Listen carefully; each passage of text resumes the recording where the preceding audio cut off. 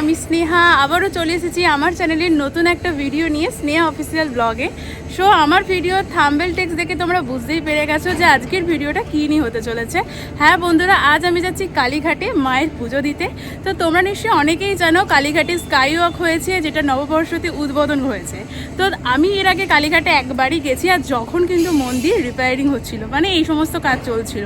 আগের বছরই গেছিলাম, তো তখন কিন্তু স্কাই ওয়াক কিছু হয়নি।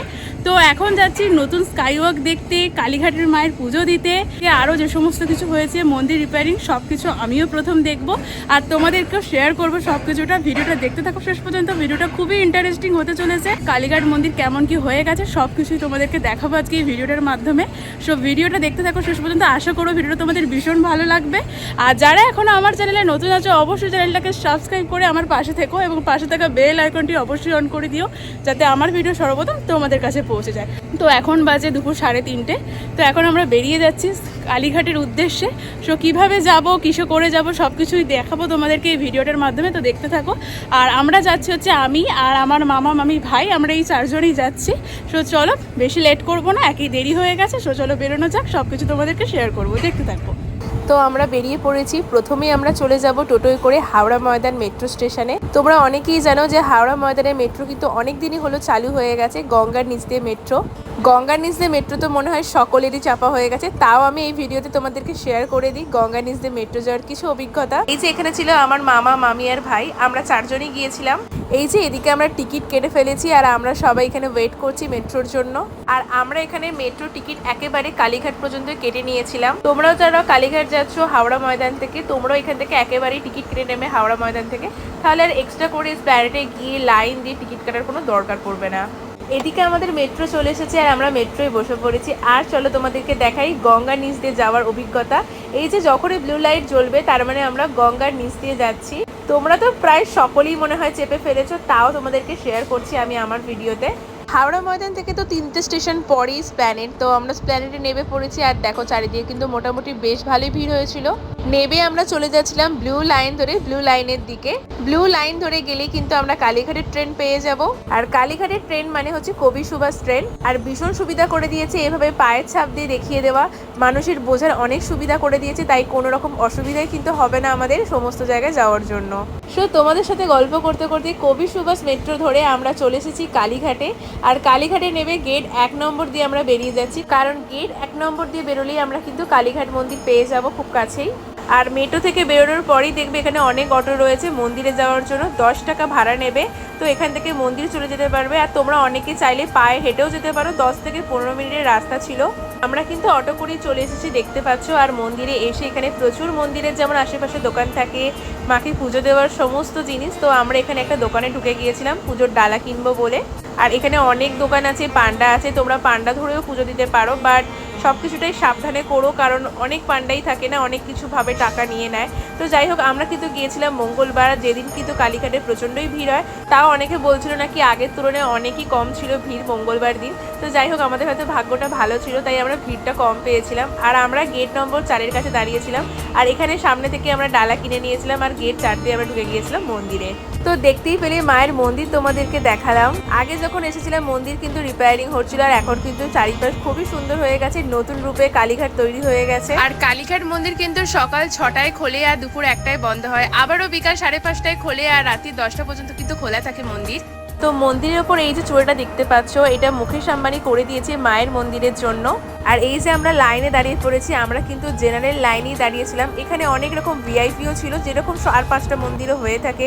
ভিআইপি লাইন টাকা দিলেই তোমরা আগে চলে যেতে পারো। তো শনি মঙ্গলবার যেহেতু বেশি ভিড় হয়, প্রায় অনেকেই কিন্তু এরকম ভিআইপি লাইনেই ঢুকেছিল, কিন্তু আমরা কিন্তু সাধারণ মানুষের মতোই জেনারেল লাইনেই দাঁড়িয়ে মায়ের পুজো দিয়েছি। মন্দিরের আশেপাশে এখানে একটি শিবলিঙ্গের মূর্তিও ছিল, আর পাশে মনসা ঠাকুরও ছিল। আর তখন ঘড়ির কাঁটাতে বেজে গেছিল 5:15।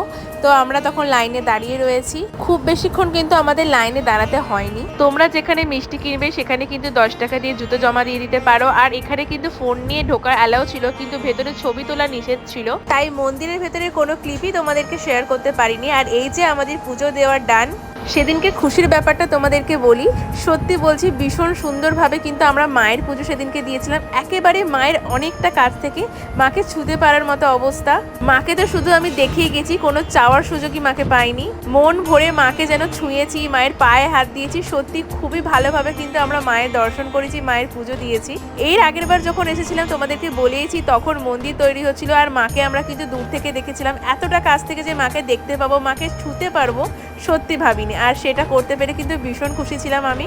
6টার মধ্যে কিন্তু আমাদের পুজো দেওয়া হয়ে গিয়েছিল আর তারপর আমরা চলে এসেছিলাম সেই নতুন স্কাই ওয়াকের কাছে। তো এই হচ্ছে সেই নতুন স্কাই ওয়াক, যেটি কিনা নববর্ষের দিনকে প্রথম উদ্বোধন হয়েছিল, সেটা এই বছরেই, মানে 2025-এই। সো চলো এবার যাওয়া যায় স্কাই ওয়াকের ভেতরটা কীরকম হচ্ছে তোমাদেরকেও দেখাই। এখন বাজে 6টা নাগাদ, তো পুজো দেওয়া হয়ে গেছে। এবার এই নতুন স্কাই ওয়াকে আসছি, তো দেখাবো তোমাদেরকে স্কাই ওয়াকটা কীরকম। তো চলো এই ঢুকছি স্কাই ওয়াকে। আমরা ঢুকেই প্রথমে ছিল চলন্ত সিঁড়ি, আর চলন্ত সিঁড়ি দিয়ে আমরা চলে গিয়েছিলাম একদম ওপরে। খুব বড় কিন্তু স্কাই ওয়াকটা ছিল, যেমন লম্বায় বড় সেরকমই ঠিক চওড়াতেও বড়। আর দক্ষিণেশ্বরের স্কাই ওয়াকটা আমি ঘুরেছি, আর ওখানে তো মানে স্কাই ওয়াকের ওপরে সমস্ত দোকান হয়ে গেছে। এখানে কিন্তু এখনও পর্যন্ত কোনো রকম দোকানদানি বসেনি, পুরোটাই ফাঁকা। আর তাই কিন্তু অনেকটা বড় লাগছিল, আর এমনিতেও কিন্তু এটা অনেকটাই বড় এবং চওড়া। সো চলো স্কাই ওয়াকটা কিন্তু প্রচুর বড়, তোমাদেরকে পুরোটা ঘুরে দেখাই। আর ভীষণ সুন্দর কিন্তু লাগছিল স্কাই ওয়াকটা। এখানে একটা এরকম করা ছিল, আর প্রতিটা জায়গাতেই মানে যেতে যেতে ঝাড়বাতি দেখা যাচ্ছিল, আর ভীষণ সুন্দর লাগছিল কিন্তু স্কাই ওয়াকটা। সত্যি অনেকটা কম সময়ের মধ্যে কিন্তু অনেকটাই সুন্দর হয়ে গেছে আমাদের কলকাতার কালীঘাট, নতুন রূপে এসেছে কালীঘাট।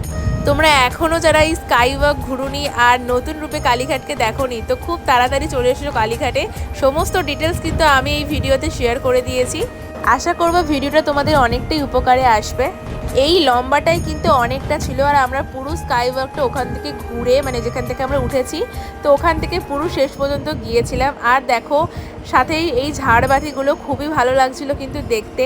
হয়তো এখানে কিছুদিন পরে দোকান বাজার হয়তো বসে যাবে, জানি না, তাও আমার ধারণায় আমি তোমাদেরকে বললাম, যেমনটা দক্ষিণেশ্বরে রয়েছে হয়তো সেরকমটাই এখানে হবে। বাট যেহেতু নতুন হয়েছে তাই এখানে কিন্তু এখনও পর্যন্ত কিছুই হয়নি, মানে কোনো দোকান বসেনি। তো এবারে আমরা নেমে পড়ছি নিচেতে, আর নিচে নেবেই তারপরে আমরা চলে যাচ্ছি একটু কিছু খাওয়ার জন্য, কারণ অনেকক্ষণই বেরিয়েছি, সেই দুপুরে খাওয়া দাওয়া করে খিদে পেয়ে গেছে, তাই প্রথমে খেয়ে নিয়েছিলাম ডালের ফুলুরি। আর মঙ্গলবার যেহেতু সেদিনকে ছিল, আর খুবই ভালো একটা দিন, আর এমনিতেও মঙ্গলবার আমরা সকলেই নিরামিষ খাই, তাই বাইরে যেহেতু বেরিয়েছি মায়ের পুজো দিতে, তাই আমরা কিন্তু বাইরে সমস্ত আমিষ কিছু কিন্তু খাইনি, নিরামিষ খাবারই খেয়েছিলাম। আর তাই প্রথমে ডালের ফুলুরি খেয়ে আমরা চলে এসেছিলাম এই রেস্টুরেন্টটাতে। তো এখানে কিন্তু সমস্ত নিরামিষ খাবার পাওয়া যাচ্ছিল, আর দেখো লেখাই রয়েছে উইদাউট অনিয়ন। তো ভালো দেখি দোকান আমরা পেয়ে গেছি, আর এখানে আমরা অর্ডার করে দিয়েছিলাম হিঙের কচুরি আর তরকারি, সব কিছুই যেমন থাকে। তো গরম গরম হিঙের কচুরি খেলাম, ভীষণ সুন্দর টেস্ট ছিল। আর তরকারির থেকে কিন্তু হিঙের কচুরিগুলো সত্যি যেমন সুন্দর খেতে আর তেমন দেখতে। আর যেটা না হলে আমার সন্ধ্যেবেলাটা ইনকমপ্লিট থাকে সেটা হচ্ছে চা। তো চাও খেয়ে নিয়েছিলাম, আর চাটা তো অপূর্ব সুন্দর খেতে ছিল। তোমরা যদি এখানটায় আসতে চাও তো তোমরা স্কাই ওয়াক থেকে নেবেই ঠিক পাশ দিয়ে রাস্তা চলে এসেছে, সোজা কিছুটা এলেই তোমরা চলে আসতে পারবে। এটার নাম ছিল প্রিয়াঙ্কা ধাবা। তো খাওয়া দাওয়ার পর চারিদিকটা একটু ঘুরছিলাম, দেখো এখানে সমস্ত জিনিস পাওয়া যাচ্ছিলো ঠাকুরের মন্দির এলাকার চত্বরে যেমন পাওয়া যায় ঠাকুরের সমস্ত জিনিসপত্র, ঠিক তেমনই সেসব পাওয়া যাচ্ছিলো। আর তারপরে আমরা চারিদিকটা একটু ঘুরছিলাম আর তোমাদেরকেও দেখাচ্ছিলাম। ঘুরতে ঘুরতে আবারও চলে এসেছি কালীঘাট মন্দিরের সামনে, আর রাতের কালীঘাটকে দেখো অপূর্ব সুন্দর দেখতে লাগছিল, পুরো নতুন রূপে কালীঘাট। তারপর চলে গেছিলাম গঙ্গার ঘাটের সামনে, আর এটা ছিল কিন্তু আদি গঙ্গা, সবচেয়ে পুরনো গঙ্গা ছিল কিন্তু এটাই। আর গঙ্গার সামনে যেতেই কিন্তু ছিল এরকম বাজরাংবালী, শনিদেবের মূর্তি, জগন্নাথ সবকিছুই। আর চলো তারপরেই ছিল সাবিত্রী সত্যবানের মূর্তি। আর এই যে গঙ্গায় তখন ভাটা ছিল, আর দেখো প্রায় নোংরা হয়ে গেছে জলটা, কিন্তু এটাই আদি গঙ্গা। দেখো কালীঘাট এলে কিন্তু তোমরা এখানে এগুলি ঘুরতে পারবে, আদি গঙ্গা দেখতে পাবে, তারপরে এইসব আশপাশের মন্দির রয়েছে, তারপরে তোমরা স্কাই ওয়াক নতুন হয়েছে সেটা ঘুরতে পারবে। এছাড়াও একটু এগিয়ে গেলেই রয়েছে কেওড়াতলা শ্মশান, যেটা আমরা যাইনি, অনেকটাই হাঁটতে হবে তাই জন্য। তারপর সেন্ট্রাল জেল তোমরা দেখতে পারবে কেওড়াতলার শ্মশানেরই উল্টো দিকে। তো আমরা ওইগুলো ঘুরিনি, তাই আমরা আবারও চলে এসেছি কালীঘাট মেট্রো স্টেশনে, আর এখান থেকে আবারও আমরা টিকিট কেটে নিয়েছি সেমভাবেই। একইভাবে কালীঘাট থেকে স্প্ল্যানেডে নেমেছি, আবার গ্রিন লাইন ধরে চলে গিয়েছি হাওড়া ময়দানের দিকে, মানে হাওড়া ময়দানের মেট্রো ধরে নিয়েছি আবারও, আর পৌঁছে গেছি হাওড়া ময়দানে। আমাদের ঘোরা এখানেই শেষ নয়, আমরা হাওড়া ময়দানে নেবে আবারও চলে গিয়েছিলাম ময়দানের বাজার কলকাতায়। আমরা দেখতে চলে গিয়েছিলাম পুজোর কীরকম কী কালেকশন এসেছে, তাহলে সেই বুঝে আমরা চলে আসবো সব মার্কেটিং করতে, কারণ পুজো তো সামনে এসেই গেল, আর তো মনে হয় হাতে গোনা 1 মাস বাকি। সো চলো বাজার কলকাতায় একটু ঢুকে খালি দেখলাম কীরকম কী কালেকশন এসেছে। খুব একটা আমার ভালো লাগেনি বাজার কলকাতার কালেকশন, তো সেদিনকে তো আর ঘোরার ইচ্ছাই ছিল না, কারণ অতটা কালীঘাটে ঘুরেছি। তারপরে চলে গেছিলাম বাড়ির দিকে, তো এখানে টোটোয় উঠে পড়েছি আমরা ময়দান থেকে।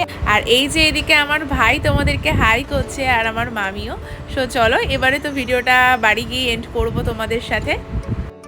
তো একটু আগেই বাড়ি ফিরলাম, তো এখনও পর্যন্ত ড্রেস চেঞ্জ করিনি। তো আগেই বলবো যে আমরা খুব ভালোভাবে মায়ের পুজো দিতে পেরেছি, খুব ভালোভাবে মায়ের দর্শন করতে পেরেছি একদম সামনে থেকে, মানে মাকে ছুতে পর্যন্ত পেরেছি। কি বলবো, তোমাদেরকে তো ভিডিওটা দেখাতে পারছি না, কারণ ভেতরে ফটো তোলা নিষেধ ছিল, তাই তোমাদেরকে শেয়ার করতে পারলাম না ঠাকুরের কোনো ক্লিপ বা আমরা কীভাবে পুজো দিয়েছি সেই সব। তো যাই হোক, সব কিছু কিন্তু তোমাদের সাথে তাও চেষ্টা করেছি শেয়ার করবার, নতুন স্কাই ওয়াক থেকে শুরু করে কী কী কালীঘাটে চারপাশে ঘোরার রয়েছে, কিভাবে যাবে সব কিছুটা, যারা হাওড়া থেকে যেতে চাও কিভাবে যাবে সব কিছুটাই কিন্তু এই ভিডিওর মাধ্যমে শেয়ার করেছি। আশা করো ভিডিওটা তোমাদের ভীষণ ভালো লাগবে এবং অনেকটা কাজে আসবে। তো যদি ভালো লেগে থাকে অবশ্যই আমার চ্যানেলটিতে সাবস্ক্রাইব করে আমার পাশে থেকো এবং পাশে থাকা বেল আইকনটি অবশ্যই অন করে দিও, যাতে আমার ভিডিও সর্বপ্রথম তোমাদের কাছে পৌঁছে যায়। সো চলো আজকের ভিডিওটাকে এখানেই এন্ড করছি, দেখা হবে আরও নতুন নতুন ভিডিওতে। আর আমার চ্যানেলে নতুন নতুন ভিডিও পেতে গেলে অবশ্যই সাবস্ক্রাইব করতে ভুলো না কিন্তু। সো চলো বন্ধুরা, বাই, সকলে ভালো থেকো, সুস্থ থেকো এবং আমার পাশে থেকো। সো চলো, টাটা।